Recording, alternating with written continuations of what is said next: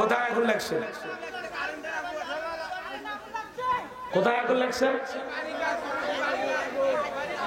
এ ভাই থামেন থামেন, আগুন লাগছে কারেন্টের আগুন। কোন বাড়ি? আলমগীর। ভাই বসেন বসেন, আলমগীরের বাড়িতে আগুন লাগছে। ভাই বসেন বসেন, আগুন লাগছে তো ফায়ার সার্ভিসকে ফোন দেন। আর যারা দক্ষ আছেন 2-4 জন ছেলে পেলে আগুন নিভানোর কাজে সহযোগিতা করতে পারেন। এভাবে বিশৃঙ্খলা করেন ভাই। এই যে আপনারা অযথা দাঁড়াইলে পরিবেশটা নষ্ট হয়ে যায়। যারা কাজ করতে পারেন, আগুন নিভানোর সাহস আছে, আপনি যদি দক্ষ হয়ে থাকেন তাহলে যান, যা আগুন নিভায়। আগুন নিভানোর হয়ে গেছে, আগুন থামে গেছে, আলহামদুলিল্লাহ বলেন। এটুকুর জন্য আলোচনা।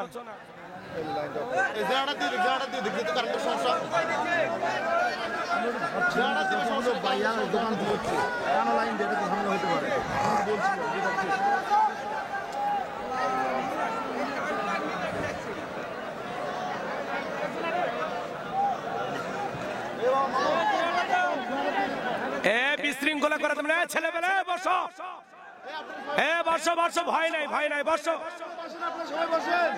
কোনো ভয় নাই, বসো।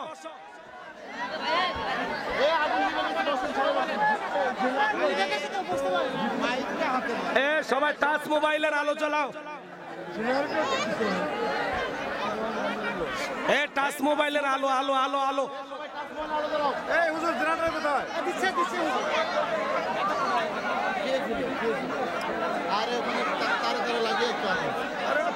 মাহফিল শেষ, ওই কথাটা কৃষক কলে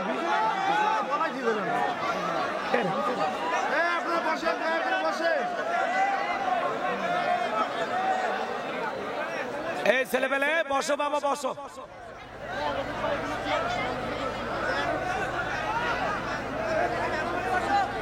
এই পৃথিবীর জমিনে তাকায় দেখেন, কত মানুষ কানে শুনতে পারে না, চোখে দেখতে পারে না, 2টা হাত কাজ করে না, 2টা পা কাজ করে না, তারপরেও কি তারা আল্লাহ তাআলাকে ভুলে গেছে না?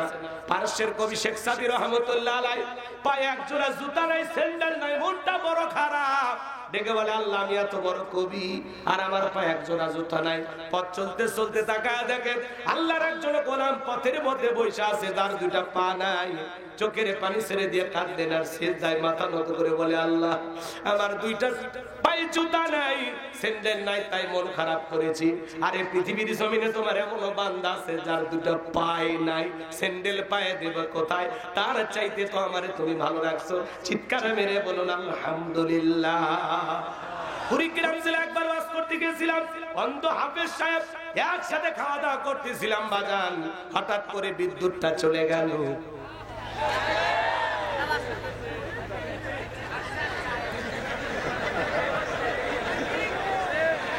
ওয়াজের সাথে মিলে যাচ্ছে, তাই হঠাৎ করে বিদ্যুৎটা চলে গেল। আমি কমিটির ভাইদেরকে বললাম ভাই তাড়াতাড়ি আলোর ব্যবস্থা করে দেন। এইবার আমার ভাইয়েরা, অন্ধ হাফেজ সাহেব 52 বছর বয়স, আমার হাতটা ধরে বলে হুজুর 52 বছর হয়ে গেছে, আমার চোখে কিন্তু কোনো আলো নেই, জন্ম থেকে আমি অন্ধ হুজুর। যে মা আমাকে জন্ম দিয়েছে মাটা দেখতে কেমন আমি জানি না, আমার বাবা দেখতে কেমন আমি জানি না। হুজুর আমি বিয়ে করেছি, বউটা দেখতে ফর্সা না কালা আমি জানি না। আল্লাহ তাআলা অনেকগুলো সন্তান দিয়েছে, ছেলেগুলোর চেহারা কেমন আমি জানি না, মেয়েগুলোর চেহারা কেমন আমি জানি না। ও হুজুর আসমানটা দেখতে কেমন আমি জানি না, জমিনটা দেখতে কেমন আমি জানি না। আল্লাহ মানে ফর্সা করে বানাইছে নাকি কালা করে বানাইছে আমি জানি না গো হুজুর। এই পৃথিবীর জমিনে আল্লাহ তাআলা আমার চোখের আলো দেয় না, আমি মন খারাপ করি নাই। কঠিন কিয়ামতের ময়দানে যেদিন আল্লাহ তাআলা আমার চোখের আলো ফিরাইয়া দেবে, ওই দিন যেন সর্বপ্রথম আমি আমার মালিক আল্লাহকে 2 চোখ ভরে দেখতে পাই। একটা অন্ধ ব্যক্তির সান্ত্বনাটা কোথায়, কি ধৈর্য ধারণ করেছেন যে হুজুর কিয়ামতের ময়দানে আল্লাহ যেদিন চোখের আলো ফেরায় দিবে ওই দিন যেন সর্বপ্রথম আমি আমার দুই চোখ দিয়া আমার মালিক আমার আল্লাহকে দেখতে পাই। সুবহানাল্লাহ, কি সান্ত্বনা, কি ধৈর্য। কেন আল্লাহর শুকরিয়া আদায় করবেন না?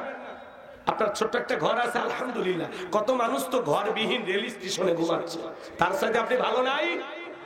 এই শীতে কত মানুষ কম্বল নাই কাতরাচ্ছে, তার সাথে আপনি ভালো নাই? আপনি রিক্সা চালান, ভ্যান চালান, আলহামদুলিল্লাহ আলহামদুলিল্লাহ। আল্লাহ যে হালতে রেখেছেন, যে অবস্থায় রেখেছেন, জীবনে যতটুকু দিয়েছেন ততটুকু পেয়ে প্রশংসা আদায় করতে হবে, ততটুকু পেয়ে সবর করতে হবে, ততটুকু পেয়ে ধৈর্য ধারণ করতে হবে। আপনার একটা সাদুল্লাপুরে দোকান আছে আলহামদুলিল্লাহ, কত মানুষ ওই বাজারে একটা দোকান দেওয়ার জন্য স্বপ্ন দেখে। আপনি মালয়েশিয়া প্রবাসী, সৌদি আরব প্রবাসী, আলহামদুলিল্লাহ, কথা বলেন না কেন? এই মুহূর্তে কত মানুষ হাসপাতালের বেডে শুয়ে কাতরাইতেছে, কি বলেন? তার চাইতে কি আল্লাহ আপনাকে ভালো রাখে নাই? ওই যে উক্তি শোনেন না, আল্লাহ নবী মুসা আলাইহিস সালাম একবার আল্লাহকে বলেছেন, আল্লাহ আমি যদি আল্লাহ হই আর আপনি যদি মুসা হন, আপনি আমার কাছে কি চাইবেন? আল্লাহ সেদিন বলেছিল, পয়গম্বর এটা তো সম্ভব না। না বলতেছে আল্লাহ একটু জানার জন্য। মুসা আলাইহিস সালাম ছিলেন খুব চালাক। আল্লাহ তাআলা তখন বললেন, পয়গম্বর এটা তো কখনো সম্ভব না, যদি তুমি আল্লাহ হও আর আমি যদি মুসা হই, আমি তোমার কাছে চাইবো সুস্থতার নিয়ামত, আমি যেন সবসময় কি থাকি? সুস্থ থাকি। এই সুস্থতা হলো আল্লাহর দেয়া সবচাইতে বড় নিয়ামত। সুবহানাল্লাহ। একটু অসুস্থ হলে দেখেন না আমরা কোতাকুতি করি আর আল্লাহ ডাকবে, আল্লাহ আল্লাহ আমি 5 ওয়াক্ত নামাজ পড়ি, জ্বর আমাকে দেখলো, আল্লাহ আমি সারা দেশে ওয়াজ করি, আমার গলাটা রেঙ্কে হলো, কথা বোঝেন? এই যে কুত্তে কুত্তে আল্লাহ ডাক দিই। আমরা যখন অসুস্থ থাকি নিঃশ্বাসে নিঃশ্বাসে আল্লাহকে স্মরণ হয়, আর যখন আল্লাহ তাআলা দয়া করে আমাদেরকে সুস্থতার নিয়ামত দিয়ে ধন্য করে দেন, এমন ভাব নিয়ে আমরা চলাফেরা করি মনে হয় কোন রোগ কোনদিন আমাদেরকে স্পর্শই করে। কথা বলেন? এই জন্য বাজার আসুন, সুখে থাকি আর দুঃখে থাকি, খেয়ে থাকি আর না খেয়ে থাকি, সব সময় প্রশংসা হবে কার? আল্লাহ। আপনারা সবাই কেমন আছেন? আলহামদুলিল্লাহ। ভাই কালকে দেখা হতে পারে ইনশাআল্লাহ। আবার কই আলহামদুলিল্লাহ। কি বলতে হবে? মানে আমাদের কোন দোয়া কোন জায়গা পড় লাগে মাথা কাজ করে। এক মুরব্বি চাচা পেশাব করতেছে আর দোয়া পড়তেছে, বিসমিল্লাহি ওয়ালা বারাকাতিল্লাহ। আমি তখন বললাম, চাচা এ তো খানা খাওয়ার দোয়া, তো পেশাব খানায় দোয়া পড়তেছেন। তখন বলতেছে, বাবা কোন দোয়া কোন জায়গা পড় লাগে মাথা কাজ করে। কথা কি বুঝতে পারতেছেন? এই জন্য বাজার সর্ব অবস্থায় যেন আমরা আল্লাহ তাআলাকে স্মরণ করতে পারি। কেউ যেটা দেয় না দিতে পারে কি? কেউ যেটা শোনে না শোনে কি? আপনি আমি এই যে দুনিয়ার জমিনে এত সুন্দর আছে, এত ভালো আছে, কে দিয়েছেন ভাই? নিয়ামত গুলো কে দিয়েছে? কত মানুষ দুনিয়ার থেকে বিদায় হচ্ছে আপনার চোখের সামনে, ওই কাতারে তো আপনি আমি একদিন শামিল হব। এখনো সময় আছে বাজার, নিজেকে পরিবর্তন করেন, বেশি বেশি আল্লাহ তাআলার কৃতজ্ঞতা আদায় করেন, হাহুতাশ করবেন না। আল্লাহ জীবনে যতটুকু দিয়েছেন আলহামদুলিল্লাহ। একজন কিশোরগঞ্জে ওয়াজ করতে গেলাম, একজন হাওয়াই মিঠা বিক্রি করতো, সেই লোক 150 বিঘা জমির মালিক, মসজিদ মাদ্রাসার জন্য অনেক জায়গা দান করেছেন, আর বলে হুজুর আমি এরকম দুর্বল ছিলাম, সেখান থেকে আল্লাহ আমাকে এত কিছু দিয়েছে, তো কেন আল্লাহ শুকরিয়া আদায় করবেন না ভাই? একটু চিন্তা ভাবনা করে দেখেন তো, আপনার আমার কিছু ছিল, কে দিয়েছে? তাহলে প্রশংসাটা হবে কার? চিৎকার মেরে বলেন কার? তাহলে সুখে থাকি আর দুঃখে থাকি, সুস্থ থাকি আর অসুস্থ থাকি, সব সময় প্রশংসা হবে কার? যদি জিজ্ঞাসা করে আপনারা কেমন আছেন, আলহামদুলিল্লাহ। অনেকে বলে, হা হুজুর গরিবের থাকা না থাকা আমার মতো হতভাগা, কি আর বলবো হুজুর, আসি কোনো মতে আলহামদুলিল্লাহ। মানে আলহামদুলিল্লাহ বলে কিন্তু অনেক কষ্টের পর। এরকম লোক আছে না ভাই? কোনো কথা নেই, আপনার জীবনের কোন সমস্যার কথা দুনিয়ার মানুষকে বলে লাভ হবে? সমস্যা দেবেন যিনি, সমাধান করে দেবেন তিনি। এজন্য আপনারা সবাই কেমন আছেন? আলহামদুলিল্লাহ। আল্লাহ যে অবস্থায় আলহামদুলিল্লাহ আলহামদুলিল্লাহ। মনে থাকবে নাকি আর কিছু বলা লাগবে? সময় নাই, ওইদিকে আমি যাব না। এরপরে আল্লাহ রাব্বুল আলামিন বলেন, وَإِذْ قَالَ لُقْمَانُ لِابْنِهِ وَهُوَ يَعِظُهُ يَا بُنَيَّ لَا تُشْرِكْ بِاللَّهِ إِنَّ الشِّرْكَ লাযুলমুন আযীম। আল্লাহ রাব্বুল আলামিন বলেন, স্মরণ করো লোকমান হাকিমের কথা। যখন লোকমান হাকিম তার কলিজার টুকরা সন্তানদেরকে একত্রিত করে সুন্দর করে আদর করে ডেকে বলতেছেন, ইয়া বুনাইয়া, হে আমার বৎস, আমার কলিজার টুকরা সন্তান, লা তুশরিক বিল্লাহ, আল্লাহর সাথে কখনো কাউকে শরীক করা যাবে না। ইন্না শিরকা লাযুলমুন আযীম, শিরক হলো সবচাইতে বড় জুলুম, সবচাইতে বড় অপরাধ, সব পাপের বড় পাপ। একটা ছেলে ডেকে বলে, আব্বা আমার যে ওয়াজ নসিহত হবে না, ইমামতি হবে না, আপনি আমার কিছু টাকা দেন, আমি একটু ব্যবসা বাণিজ্য করব। বলেন তো বাজান, হাজিরি বেটা সবাইকে হাজি হয়, আলেমের বেটা সবাইকে আলেম হয়, ডাক্তারের বেটা সবাইকে ডাক্তার হয়, পাজির বেটাও হাজি হয়, আলেমের বেটাও জালেম হয়, ডাক্তারের বেটাও ডাকাত হয়। কথা বলেন ঠিক কিনা? আবার ডাকাতের বেটাও ডাক্তার হয়, জালেমের বেটাও আলেম হয়। কথা বলেন ঠিক কিনা? ছেলে ডেকে বলে, আব্বা না আমার দিয়ে ওয়াজ নসিহত হবে না, আপনি টাকা দেন, আমি ব্যবসা বাণিজ্য করবো, আমি ইমামতি করতে পারবো না। লোকমান হাকিম ডেকে বলে, ছেলেরে তোমার যে টাকা দেবো এমন টাকা তো আমার কাছে নাই। ডেকে বলে, আব্বা যেভাবে হোক টাকা আমারে দেন। তখন লোকমান হাকিম বলতেছে, শোনো, আমি আমার এক বন্ধুর কাছে টাকা পাই, সে একটা দ্বীপে বসবাস করে, আজ পর্যন্ত বহু মানুষকে টাকা নিতে পাঠাইছি, কেউ ফেরত আসে না। তো তুমি আমার ছেলে, তুমি যদি যাও, তোমার যদি কোনো বিপদ হয়, আমি বাবা হয়তো সহ্য করতে পারবো না, অতএব তোমার এই টাকা আনার দরকার নেই। ছেলে বড় না সরবান্ধ, আব্বা যেভাবে হোক আমার ঠিকানাটা আমি যাবই। ছেলে যখন সারে না, বাবু যেতে দিতে চায় না, পরিশেষে লোকমান হাকিম রাজি হয়ে বলল, বাবা শোনো, বাড়ি থেকে যখন বের হয়ে যাইবা 2 রাকাত সালাতুল হাজতের নামাজ আদায় করবা, আর মনে রাখবা বিপদের আগে আর পরে 2 রাকাত করে সালাতুল হাজতের নামাজ আদায় করবা। চিৎকার মেরে বলুন আল্লাহু আকবার। এইবার লোকমান হাকিম তার সন্তানকে বুঝিয়ে বললেন, বাবা শোনো, বাড়ি থেকে যখন বের হয়ে যাইবা, মরুভূমির বিশাল রাস্তা বাড়ি দিতে গিয়ে দেখবা একটা জঙ্গল দেখা যায়, সেখানে ঝরনার পানি পড়তেছে, প্রয়োজন মোতাবেক পানি পান করবা। সামনে যায়, পিছন দিকে তাকায় দেখবা আর জঙ্গলটা দেখা যায় না। সফরের পুরো ঘটনা বাবা সুন্দর করে অনেক কিছু অগ্রিম জানায় দিলেন। এবার ছেলেটা রওনা করলো, বাবা যা যা বলেছেন তাই হয়ে গেল। লোকমান হাকিমের সন্তান পথ চলতে চলতে তাকায় দেখেন বিশাল একটা বটবৃক্ষ, ছায়ার ওই গাছের নিচে একটা মুরব্বী বসে আছেন। মনে চাই ক্লান্ত শরীরে একটু আশ্রয় নেই, কিন্তু বাবা বলেছেন গাছের ছায়া আশ্রয় নিলে তোমার বিপদ হতে পারে। মুরব্বী দেখে বলে, বাবা এদিকে আসো। বলে না, বাবা বলেছে আশ্রয় নিলে বিপদ হবে। বলে, তোমার বাবা কি বলে নাই চলতি পথে যদি একটা মুরব্বীর সাথে দেখা হয়ে যায়, মুরব্বী যা বলবে তুমি তাই শুনবা? বলে, হ্যাঁ বলেছে। ভয় পাওয়ার কোনো কারণ নাই। ও লোকমান হাকিমের ছেলে, তুমি আমার কাছে আসো। গাছের ছায়ায় যখন আশ্রয় নিলেন, ক্লান্ত শরীর, মুহূর্তের মধ্যে 2 চোখে ঘুম চলে আসলো। গাছের গোড়ায় থাকা বিষাক্ত সাপ বের হলো। লোকমান হাকিমের সন্তানটাকে সবল মারলেন। মুরব্বী তাকায় দেখে সত্যি তো ছেলেটার বড় বিপদ হয়ে গেল। এইবার সাপটাকে ধরলেন, লোকমান হাকিমের সন্তানটাকে বিষ মুক্ত করলেন। ধারালো একটা অস্ত্র দিয়া সাপটাকে 2টা টুকরো করে পিছনের অংশ ফেলা দিলেন, আর মাথার অংশটা লোকমান হাকিমের সন্তানের ব্যাগের ভিতরে রেখে দিলেন। ঘুম থেকে যখন জাগ্রত হয়েছেন, ডেকে বলে, বাবা সত্যি তোমার বিপদ হয়েছিল, বিষাক্ত সাপ তোমাকে সবল মেরেছিল, আমি তোমাকে বিষ মুক্ত করে দিয়েছি। এইবার ছেলেটা শুকরিয়া আদায় করলেন, 2 রাকাত সালাতুল হাজতের নামাজ আদায় করলেন। আর ডেকে বলে, মুরব্বী ওই জনবসতিত এলাকায় গিয়ে বাবার পরিচয় দিলে ওরা আমাকে সেই দ্বীপের রাস্তাটা দেখিয়ে দেবে। মুরব্বী ডেকে বলে, বাবা আমি যদি তোমার সঙ্গী হয় তোমার কি কোনো আপত্তি আছে? বলে, না, চলেন যাই।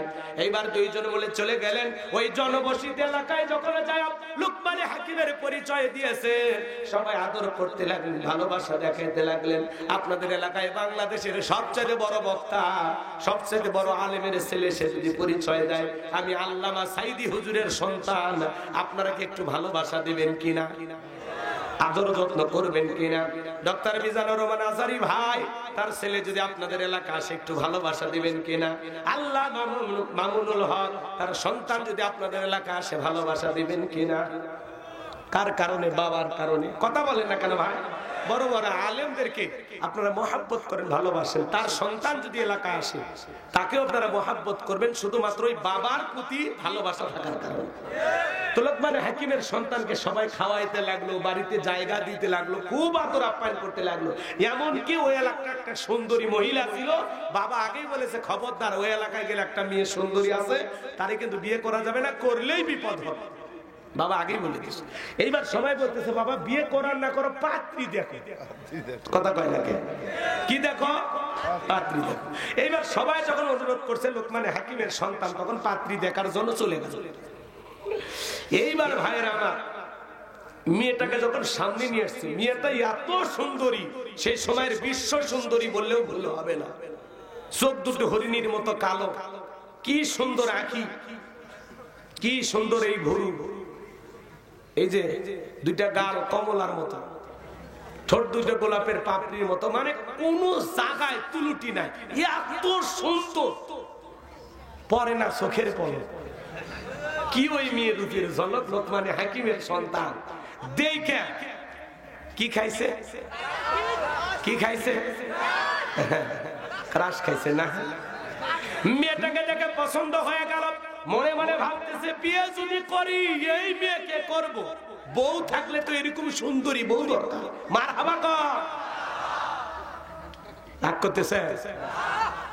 এইবার শোনেন, লোকজন বলতেছে বাবা তুমি যেহেতু লোকমান হাকিমের ছেলে, তোমার বাবাকে আমরা অনেক ভালোবাসি, তো মেয়ের একটা গোপন সমস্যা আছে। কথা কয় না কে? এলাকায় যখন আপনারা পাত্রী দেখতে যান, আশেপাশে খবর নেন না যে মেয়ের কি সমস্যা, তখন ওই পাশের বাড়ির লোক বলে এই মেয়ের কথা বলতেছেন, 7 দিন আগে কক্সবাজার একটা ছেলের হাত ধরে ঘুরে নফল নামাজ পড়ে বাড়িতে এসেছে। কথা কন না কে? এলাকায় সব গোপন তথ্য। আমার এলাকার এক ছেলে বিয়ে করলি, ওর 1 শতক জমি নেই, ঘটক দেখে দিচ্ছে, এই যে এই চোখ দিয়ে তাকাচ্ছেন যতদূর পর্যন্ত, এ পুরো জমি ওই ছেলে। মানে ঘটকেরা তো মিথ্যা কথা বলে, নানটু ঘটক থাকে না। আচ্ছা যাই হোক, ওইদিকে আমরা যাবো না। আমি যেটুকু কথা আপনাদের সামনে বলতে চাই শোনেন, কথা পেছাইলে অনেকক্ষণ লাগবে, কষ্ট হয় আপনাদের। এইবার লোকমান হাকিমের সন্তান সবাই দিকে বলতেছে বাবা শুনে নাও, জেনে নাও, আমি যে কথা তোমাদেরকে বলতে চাই, ও লোকমান হাকিমের ছেলে, এই মেয়েটার একটা গোপন সমস্যা আছে বাবা। এর আগে 1 বার নয় 2 বার নয় 10 বার মেয়েটার বিয়ে হয়েছিল, প্রত্যেকটা স্বামী বাসর ঘরে মারা গেছে, একটা স্বামীও জীবিত বের হয় নাই। তোমার সিরিয়াল 11 নাম্বার। এইবার তুমি বলো রাজি আছো কিনা? কথা বোঝেন না? মেয়েটার গোপন সমস্যাটা কি জানার দরকার আছে না? লোকমান হাকিমের ছেলে বিয়ে করতে চায়, বিয়েটার ঘটনা কি আমি বলবো? কারা কারা শুনবেন? তুই হাত তুলে দেখা, লিল্লাহে তাকবীর। হাত নামান আমার ভাইয়েরা। লোকমান হাকিম তার কলিজার টুকরা সন্তানদেরকে বলতেছেন, ইয়া বুনাইয়া, হে আমার বর্ষ, আমার কলিজার টুকরা সন্তান, হে আমার হৃদয়ের স্পন্দন। সন্তানদেরকে আদর করে ডাকবেন, আদর করে ডাকবেন। কোরআন আপনাকে শিখাচ্ছে সন্তানদেরকে কিভাবে ডাকতে হয়। আল্লাহ ভাই ভাই গল্প করা যাবে না, সন্তানকে আদর করে ডাকবেন, হে আমার আব্বাজান, হে আমার কলিজার টুকরা সন্তান। আমার আব্বাজান কোথায়, আমার কলিজাটা কোথায়, আমার ছোট আব্বা কোথায়? আদর করে যদি সন্তানকে ডাকেন, ডাকে যা বলবেন ও তাই শুনবে। কথা বলে ঠিক কিনা? কিন্তু আমাদের ব্যবহারটা এত ভালো না। আপনার সন্তান আপনার কাছে হক পাবে কয়টি বলেন তো? কয়জন বাবা জানেন? আপনার সন্তান আপনার কাছ থেকে কয়টি হক পাবে বলেন? 11। আর কি কয়টা? একজন কয় 5টা, 11, তাই না? ভালো করে শুনছেন, আপনার সন্তান আপনার কাছে হক পাবে 12টি। জোরে বলেন কয়টি? রাগ করতেছেন? সন্তানের 1 নাম্বার হক কি? সন্তান জন্মগ্রহণ করার সাথে সাথে একটা সেলফি তুলে ফেসবুকে পোস্ট করে লিখতে হবে জীবনের প্রথম বাবা হলেন। কবুল হবে, সব পাওয়া যাবে নাকি কয়? সন্তান জন্মগ্রহণ করার সাথে সাথে সেলফি তুলে ফেসবুকে পোস্ট করে। ছেলের মামা থাকলে পোস্ট করে মামা হইলাম, চাচা থাকলে কয় চাচা হইলাম, খালা থাকলে কয় খালা হইলাম, ফুবু থাকলে কয় অনেক কষ্টের পরে ফুবু হইলাম। ও কি কষ্ট করছে গো? যে মহিলা বাচ্চা ডেলিভারি করছে ওই মহিলা ওই জায়গায় হাসপাতালে থাকা অবস্থায় ওই কোনো মতে বাচ্চাটা কোলে নিয়ে ওই পাগলির যদি একটা ফেসবুক আইডি থাকে সেখানে পোস্ট করে লেখে অনেক কষ্টের পরে মা হওয়ার স্বাদ বুঝলেন। এই হলো সমাজের হালচাল। সেলফি তোলার ঠেলায় প্রথম যে আজান দিতে হবে সেই কথা মনেই থাকে। সন্তানের প্রথম হক, ছেলে হোক আর মেয়ে হোক, জন্মগ্রহণ করার সাথে সাথে কানে আজান দিতে হবে। কথা বলে ঠিক কিনা? শোনেন, 2 নাম্বার হলো তাহনিক করা। তাহনিক করা মানে বোঝেন? একজন আলেমের কাছে নিয়ে যাবে, সে মিষ্টি দ্রব্য কিছু চিবাইয়া, সেটা খেজুর হোক যে কোনো জিনিস হোক, চিবাইয়া সন্তানের তালুর ভিতরে একটু লাগাইয়া দেবে, মুখের ভিতরে দিয়ে দেবে। এর নাম হলো তাহনিক করা। 3 নাম্বার, সন্তানের সুন্দর একটা নাম রাখতে হয়। নাম রাখছেন বল্টু, nut, screw, bullet, tyre, fire, কি নামের স্টাইল, হ্যাঁ, জন্টু, মন্টু, কি নাম রে ভাই? হাসু, হাসু নাম কি? হাসু। আর মেয়েদের নাম পিঙ্কি, চুমকি, চুইটি, বিউটি, শয়তান করে ডিউটি। হাই রে নামের স্টাইল। হাসি, খুশি, মায়া, জয়া, বেলি, চেলি, শিলি, শিখা, কি নাম, নামের কি স্টাইল! এগুলো বলতে গেলে অনেক সময় লাগবে, ওইদিকে আমি যাবো না। আচ্ছা, আজ পর্যন্ত কোন মাহফিলে আপনারা নাম শুনছেন? এখন আপনাদের সামনে ওয়াজ করবেন আজকের মাহফিলের প্রধান বক্তা হযরত মাওলানা বল্টু সাহেব। বলছে এই বল্টুরা জীবনে কিছু করতে পারে? এই জন্য সন্তানদের নাম রাখবেন ইসলামিক নাম, সুন্দর নাম। আল্লাহর কাছে 2টা নাম প্রিয়, একটা আব্দুল্লাহ আর একটা আব্দুর রহমান। আমাদের কাছে যখন অনেকে ফোন দেয়, আমরা যখন প্রথমেই 2টা নামের কথা বলি, তখন বলে দাদার নাম ছিল আব্দুল্লাহ, চাচার নাম আব্দুর রহমান। এগুলো নামের মধ্যে কেন জানি চাচার দাদা দাদা ভাব, এগুলো চলবে না, আপডেট কিছু বলে। তখন আর নাম খুঁজে পায় না, ছেলের নাম রাখে মোটু, এক এক নাম শুনলে ভাই, জনি, সনি। একজন সেদিন নাম রাখছে কি জানে? বোন। বোন নাম রাখছে কি? বোন। না জানি কখন কোন দিন থেকে নাম শুনবেন, ছেলের নাম রাখবি প্লেট, মেয়ের নাম রাখবি চামচ। যে ঝামেলা পড়ছে ভাই, নাম খুঁজে পাচ্ছে না। ছেলের নাম বলে লাঠা, কারো নাম বলে লাটু। কথা কেন? লাড্ডু, লাড্ডু নাম রাখছে কি? লাড্ডু, লাড্ডু সাহেব, এটার নাম হলো। হ্যাঁ, এই জন্য ইসলামিক নাম রাখবেন। পারবেন তো ইনশাআল্লাহ? আল্লাহ কবুল করেন, জোরে বলেন আমিন। এরপরে সন্তান, এদিকে খেয়াল করেন, যখন আস্তে আস্তে বড় হবে, সন্তান কি করা লাগবে? সন্তানকে দ্বীনি ইলম শিক্ষা দিতে হবে, মাদ্রাসায় পড়াইতে হবে, কোরআন সুন্নাহর জ্ঞান শিক্ষা দিতে হবে। কথা বলেন ঠিক না?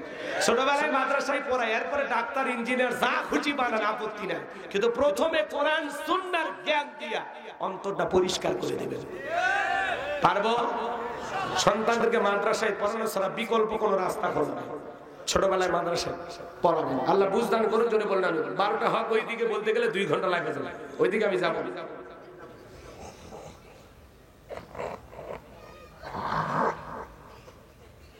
আমার ভাইয়েরা, আমি যে কথা বলতে চাচ্ছিলাম বাজান, লোকমান হাকিম তার সন্তানদেরকে ডেকে বলেন, ইয়া বুনাইয়া, হে আমার বর্ষ, আমার কলিজার টুকরা সন্তানেরা, লা তুশরিক বিল্লাহ, আল্লাহর সাথে কখনো কাউকে শরীক করো না, আল্লাহর সমকক্ষ কাউকে স্ত্রী করো না, আল্লাহ ছাড়া অন্য কাউকে উপাস্য হিসাবে মানা যাবে না। বলেন তো বাজান, আসমান আর জমিনে আল্লাহর সমকক্ষ কেউ আছে? ওয়ালাম ইয়াকুল্লাহু কুফুয়ান আহাদ, আকাশ আর জমিনে আল্লাহর সমকক্ষ, আল্লাহর সমতুল্য আর কেউ নাই। চিৎকার মেরে বলুন আল্লাহু আকবার। সন্তানদেরকে বলতেছে, লা তুশরিক বিল্লাহ, আল্লাহর সাথে কখনো কাউকে শরীক করবা না। ইন্নাশ শিরকা লাযুলমুন আযীম,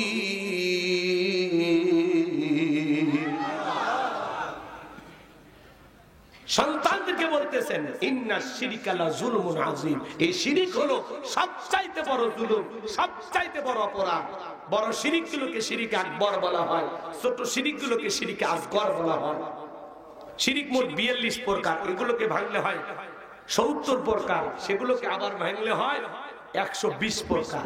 সমস্ত কথাগুলো যদি আপনাদের সামনে তুলে ধরা যায়, কমপক্ষে 3 দিন ওয়াজ করা লাগবে একই মাহফিলে। মিচ্ছে না, আগুন লাগছে দৌড়ে যা। আমার কথা একবার অমনি হলো না। এই আবেগলে তোমার ওয়াজ শুনবে রাখছ। আমি যে কয়েক মিনিট চালাচ্ছি এটা তোমাদের কপাল, তখনই দোয়া করে দিয়ে যাওয়া উচিত ছিল। কথা বলেন। এদের সামনে কিছু মানুষ বসেছিল, ওই জন্য যায়নি। কথাকে বোঝা গেল? হ্যাঁ, আমি দেখছি তো আপনারা ছিলেন।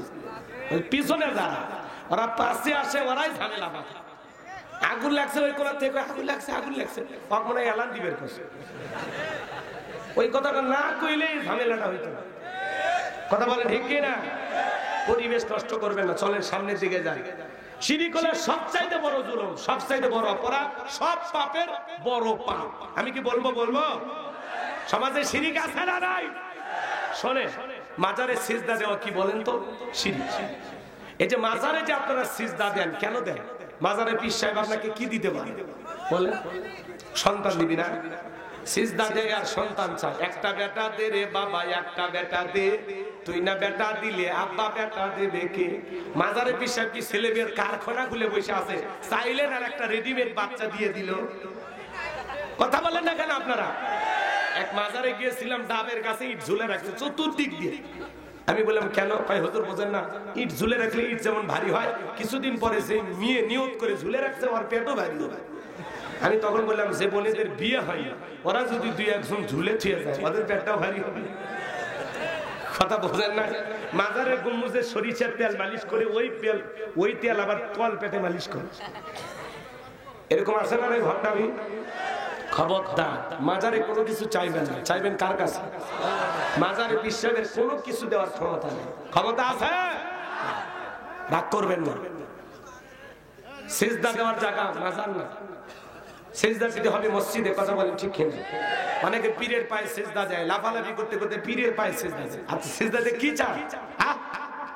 এখন যে সব পীর, অধিকাংশ ভণ্ড পীর, ৬২,০০০ পীর এই দেশে। এখন যে কত বাড়ছে আর হিসাব তো করা হবে। পীরের অভাব নাই। সালা পিন্দা থাকে, তবিল থাকে, সব দেখা যায়। এরাও নাকি পীর। শরীরে কাপড় নাই, নাম দিয়েছে ল্যাংটা বাবা। বিড়ি খায় মুড়িতে নাম দিয়েছে বিড়ি বাবা। শিকল নিয়ে ঘরে নাম হলো শিকল বাবা। তালা নিয়ে ঘরে নাম হলো তালা বাবা। সালা নিয়ে হলে নাম হলো সালা বাবা।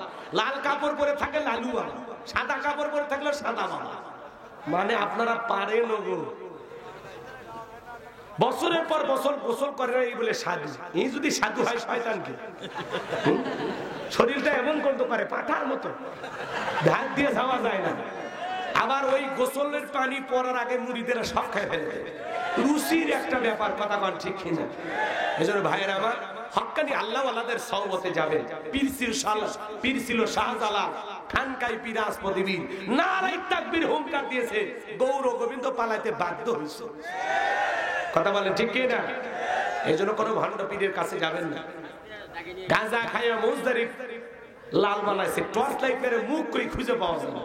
বগলের চুলে বিড়ি বাড়ি হয়েছে। আর সুন্দরবনে অবস্থায় বান্দরবনে কি অবস্থা?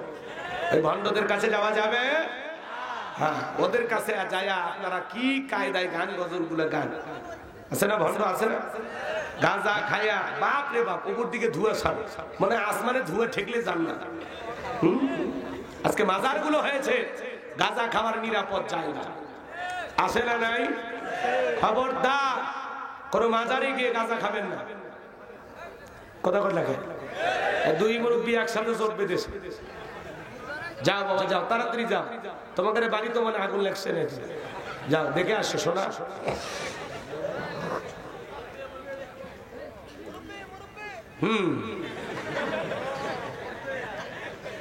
ছেলেদের আবার বলে ডায়লগ মুখস্থ থাকে না, মুরব্বী মুরব্বী। সময় নাই আমার ভাইয়েরা, আমি যে কথা বলতে চাচ্ছিলাম, শিরিক, পীরের পায়ে সিজদা দেওয়া শিরিক, নেতার পায়ে সিজদা দেওয়া শিরিক। আল্লাহ ছাড়া দুনিয়ার কারো কাছে মাথা নত করা যাবে না। ইয়্যাকা না'বুদু ওয়া ইয়্যাকা নাস্তাঈন, তোমার ইবাদত করি, তোমার গোলামি করি, সাহায্য তোমার কাছে চাই। কথা বলেন ঠিক না? এই জন্য জীবনে যদি কিছু চাওয়া লাগে চাইতে হবে কার কাছে? ফাইযা ফারাগাতা ফানসাব ওয়া ইলা রাব্বিকা ফারগাব। বান্দা যখন তুমি নিঃস্ব অসহায় দুর্বল হইবা, তোমার শূন্য হাতটা আমি আল্লাহর দিকে পেতে ধরো, চিৎকারে মেরে বলুন আল্লাহু আকবার। তারপরে ট্রাকের পেছনে সেরা স্যান্ডেল ঝুলানো, কেন পাই? দুর্ঘটনার হাত থেকে বাঁচানো। বাঁচার জন্য সিরা স্যান্ডেল ঝুলে রাখছে। বলেন তো বাজান, দুর্ঘটনা থেকে বাঁচানোর মালিক কি? এরপরে টিয়া পাখির কাছে যা ভাগ্য গণনা করে, কবিরাজের কাছে যা ভাগ্য গণনা করে, জ্যোতিষীর কাছে যা ভাগ্য গণনা করে, আছে না নাই? আপনার ভাগ্যে আগামীকাল কি আছে বাজার, আল্লাহ ছাড়া দুনিয়ার কেউ জানে না। এগুলো সব ভণ্ডামি ভণ্ডামি। দেখেন না আংটি বেচে আর কি কয়, আপনি কি মামলায় হেরে যাচ্ছেন, বিদেশে যেতে ভয় পাচ্ছেন, দাম্পত্য জীবনে অসুখী, ব্যবসা বাণিজ্যের সমস্যা, আসুন শেষ দর্শন আজমির রিজেন্স হাউস, লিটন দেওয়ান চিস্তি, এক আংটিতে সব সমস্যার সমাধান। এক আংটি দিয়া যদি এত সমস্যার সমাধান হয়, ওই পীর সাহেবের আংটি বিক্রি করে খাওয়া লাগতো না। এই হাতে 5টা, এই হাতে 5টা, 10টা আঙ্গুলে 10টা আংটি ব্যবহার করে পৃথিবীর 1 নাম্বার ধনী হয়ে যেত। কথা বলেন ঠিক কিনা? এগুলো বিশ্বাস করা যাবে না। শোনেন শোনেন, এরপরে শনিবার মঙ্গলবার বিয়ে করা হয় না, এগুলো দিন নাকি শুভ না। শ্রমিক কাজ করেছে, সন্ধ্যাবেলায় টাকা দেওয়া যাবে না, দিলে কি হবে, ধনী নাকি গরিব হয়ে যাবে। এগুলো ধারণা করা শিরক। কথা বলেন না। হাত চুল গেলে নাকি টাকা আসে, ভালো করে বাঁধেন, 3 দিন হাত খোলা রাখেন, দেখি তো চুলের সাপ, দেখি তো চুলকে চামড়া উঠে যাবি, তাও টাকা আসবে না। সিরনি পরে গেলে নাকি মেহমান আসে, পাগলিটা যা সিরনি পরে গেলে কয় মেহমান আসতেছে। তো এটাই যদি তোমার ধারণা হয়, যাও রান্না বান্না শুরু করো, কেউ না আসলে আমরা খেয়ে যাবো। এগুলো ধারণা করা যাবে না। শোনে, নতুন ছেলের বউ সাবানের দিকে কাপটা করে ভেঙে গেছে, ও অলক্ষণে বউ আছে। অলক্ষণ কুলক্ষণ বলে ইসলামে কোনো কিছু নাই, এটা ছোটখাটো দুর্ঘটনা। এটা চায়ের কাপটা শাশুড়ির হাত থেকেও ভাঙতে পারে, ননদের হাত থেকেও ভাঙতে পারে। কথা ক্লিয়ার না ভেজা? একটা চায়ের কাপের সাথে মানুষের ভাগ্য ঝুলে আছে। জমজ কলা খালে জমজ বাচ্চা হয় ভালো, যেই মহিলার বাচ্চা হয় না বাজারের সব জমজ কলা খাওয়াই দেয়, আল্লাহ যদি তাও একটা দেয়। আর জমজ কলা খালে যদি জমজ বাচ্চা হয় ভালো, 2 বারে কষ্ট 1 বারে হলো, মাঝখানে সিজারের টাকাটা বেঁচে গেল। কত পুরুষ মানুষ জমজ কলা খালে, আজ পর্যন্ত কোন পুরুষের তো বাচ্চা হলো না, হবে কেমনে? আল্লাহ মিশুর পত্র দেয়নি। কথা কোন ঠিক কিনা? এরপরে ছোট বাচ্চারা কপালে কালো টিপ পরে কেন? কয় বদনজর থেকে বাঁচানোর জন্য। বলেন তো বাজান, তকদিরের ভালো মন্দ সব কিছু কার হাতে? ওয়াল কদরিহি শাররিহি মিনাল্লাহি তাআলা ওয়াল বাসি বাদাল মাউত। বলুন আল্লাহু আকবার।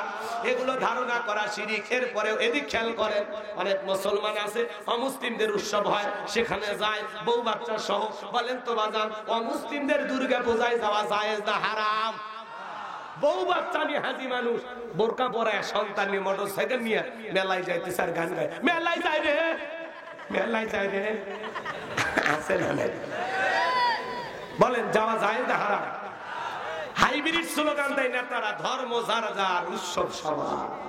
এই স্লোগান কুফরি স্লোগান, ইমান ধ্বংস করার স্লোগান। এই স্লোগান মুসলমান দিতে পারে না। ধর্ম যার, উৎসব তার। পুকুর যার মাছ সবার মানবেন, চাকরি যার বেতন সবার মানবেন, গাছ যার ফসল সবার মানবেন, বউ যার হক সবার মানবেন। তাহলে কি বুঝলেন? গাছ যার, ফল তার, পুকুর যার, মাছ তার, চাকরি যার, বেতন তার, বউ যার, হক তার, ধর্ম যার, উৎসবটাও তার। হিন্দুদের উৎসব হিন্দুদের কাছে, খ্রিস্টানদের উৎসব খ্রিস্টানদের কাছে, বৌদ্ধদের উৎসব বৌদ্ধদের কাছে, মুসলমানের উৎসব মুসলমানের কাছে। তবে হ্যাঁ, মুসলমানের উৎসবে তামাম পৃথিবীর মানুষ অংশগ্রহণ করতে পারে। আমাদের ধর্মীয় উৎসব উন্মাদনা দেখে তারা যদি মুসলমান হয়, আকৃষ্ট হয়, কিন্তু আপনি যেতে পারবেন না, কারণ আপনার জন্য যাওয়া জায়েজ নাই। আপনি মুসলমান, আপনি বলেন তো বাজান, আমাদের জুমার নামাজে কি অমুসলিম ভাইরা আসে? 2 ঈদের নামাজে কি ওদেরকে দেখতে পাওয়া যায়? মানুষ মরে গেলে জানাজায় পাওয়া যায়, লাইলাতুল বরাতে পাওয়া যায়, লাইলাতুল কদরে পাওয়া যায়। তাহলে ওরা আসেন, আমরা কেন চাই? তার মানে ওদের চাইতে আমাদের লজ্জা কম, ওদের আত্মসম্মান বোধ আছে, আমাদের নাই। ভালো হয়ে যান। এক যুবক করছে, হুজুর আমি মন্দিরে যাই, দেখি অনেকগুলো কলা, আল্লাহ আমি কয়েকটা খাই ফেলেছি। ছোট্ট একটা হাদিস আপনাদেরকে শোনায় আমি আলোচনার সামনের দিকে নিয়ে যাব। অনেক কথা বলার ছিল, শোনেন। নবী আমার ডেকে বলে, সাহাবীরা শোনো, এক জালেম বাদশা ছিল। সে কি করেছিল জানেন? আমার নবী বলে সাহাবীরা শোনো, একজন ব্যক্তি একটা মাছি মেরে জাহান্নামে চলে গেল, আর একজন ব্যক্তি মাছি না মেরে জান্নাতে চলে গেল। সাহাবা ইকরাম ডেকে বলে, নবী গো, বুঝতে পারলাম না, ঘটনাটাকে একটু খুলে বলেন। আল্লাহ রাসূল তখন বলতেছে, আমার সাহাবীরা শোনো, এক দেশে এক জালেম বাদশা ছিল। ওই বাদশা রাস্তার মনে মনে প্রতিমা বানায় রাখছে। বাদশার নিয়ম হলো, যত মানুষ ওই রাস্তাতে হেঁটে যায় প্রতিমার নামে কিছু না কিছু দিয়ে যাওয়া লাগবে। একজন ইমানদার হেঁটে যায়, জালেম বাদশার লোকেরা ডেকে বলে, প্রতিমার নামে কিছু দিয়ে যাও। ইমানদার ডেকে বলে, না, প্রতিমার নামে দেওয়ার মতো কোনো কিছুই নাই। জালেম বাদশার লোকেরা ডেকে বলে, শোনো, ওই যে প্রতিমার নাকের ঢুকায় মাছি পড়ে আছে, ওখান থেকে একটা মাছি মেরে নিরাপদে চলে যাও। ইমানদার চিন্তা করলে, মাছি মারলে কি এমন অপরাধ হবে? এইবার একটা মাছি মেরে নিরাপদে চলে গেল। কয়েকদিন পর আরেকজন ইমানদার হেঁটে যায়, জালেম বাদশার লোকেরা ডেকে বলে, প্রতিমার নামে কিছু না কিছু দিয়ে যাও। ইমানদার ডেকে বলে, ভাই, প্রতিমার নামে কোনো কিছু দেওয়া আমার জন্য জায়েজ না, এটা হলো শিরক। কথা বলেন না কেন? কোন মুসলমান যদি অসুস্থ হয়, আমি মুসলমান রক্ত দিয়ে তাকে বাঁচাবো, চিকিৎসার টাকা খরচ করব, তার স্ত্রী সন্তান আছে, পরিবার চালাইতে পারে না, সহযোগিতা করব, ছেলে মেয়ের পড়াশোনার খরচ দিতে পারে না, সহযোগিতা করব, ঘর বাড়ি নাই, ঘর বাড়ি বানায় দেব। সমস্ত জায়গায় আপনি অমুসলিমদের সহযোগিতা করবেন। শুধুমাত্র একটি জায়গায় যেখানে আল্লাহর সাথে সরাসরি শিরিক করবে, সেই কাজে মুসলমান তাদেরকে টাকা দিয়ে সহযোগিতা করবে না। খাইতে পারেন না, টাকা দেন, যা খুশি দেন, কিন্তু আল্লাহর সাথে যেখানে প্রকাশ্যে শিরিক হচ্ছে সেখানে মুসলমান যেতে পারে না। মুসলমান নিরাপত্তা দিতে পারে। শোনেন, অমুসলিম যারা আছে, মুসলমানেরা যে জনপদে থাকবে, শোনেন, ডিমের ভিতরে কুসুম যতটা নিরাপদ, মায়ের কোলে শিশু যেমন নিরাপদ, তার চাইতে অমুসলিমেরা বেশি নিরাপদে থাকবে। আর আমার দেশে অমুসলিমেরা জামায় আদরে আছে, আরো বেশি ভালো রাখতে চায়। কথা বলেন ঠিক কিনা?